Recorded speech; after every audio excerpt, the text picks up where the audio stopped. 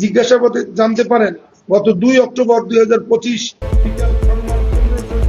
নেত্রকোনার মদন উপজেলায় ১১ বছর বয়সী এক মাদ্রাসা ছাত্রীর হত্যা হয়ে পড়ার ঘটনায় দায়ের করা মামলার পলাতক আসামি শিক্ষককে গ্রেফতার করেছে র্যাব। এই ঘটনাকে ঘিরে এলাকায় ব্যাপক চাঞ্চল্যের সৃষ্টি হয়েছে।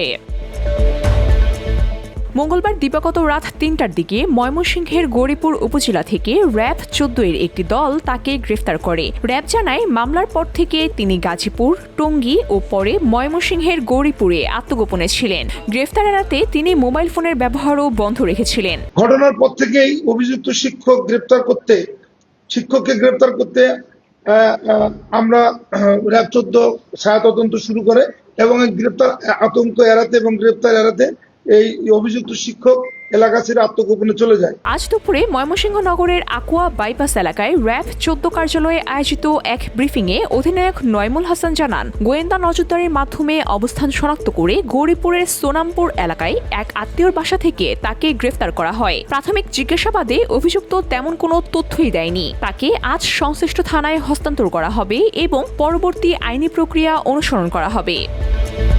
পুলিশ ও মামলার এজাহার সূত্রে জানা গেছে, ভুক্তভোগী শিশুটি নানা বাড়িতে থেকে একটি মহিলা কাওমি মাদ্রাসায় পড়াশোনা করত।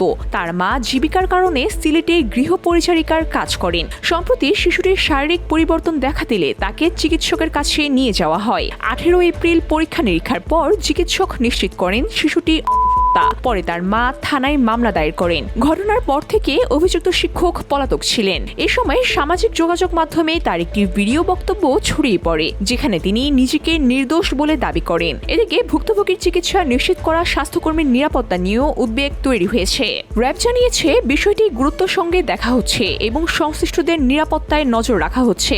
সামাজিক যোগাযোগ মাধ্যমে ছড়ানো কিছু তথ্য, বিশেষ করে ডিএনএ রিপোর্ট সংক্রান্ত দাবি ভুল বলে জানিয়েছে কর্তৃপক্ষ। একটি শিশু, একটি পরিবার এবং একটি সমাজ, সবকিছুই নাড়িয়ে দেয়া এই ঘটনায় এখন সবার দৃষ্টি ন্যায় বিচারের দিকেই। আইন শৃঙ্খলা বাহিনী বলছে, তদন্ত শেষে প্রয়োজনীয় আইনগত ব্যবস্থা গ্রহণ করা হবে।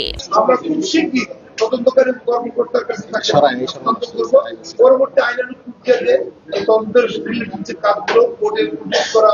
VOD Bangla news desk.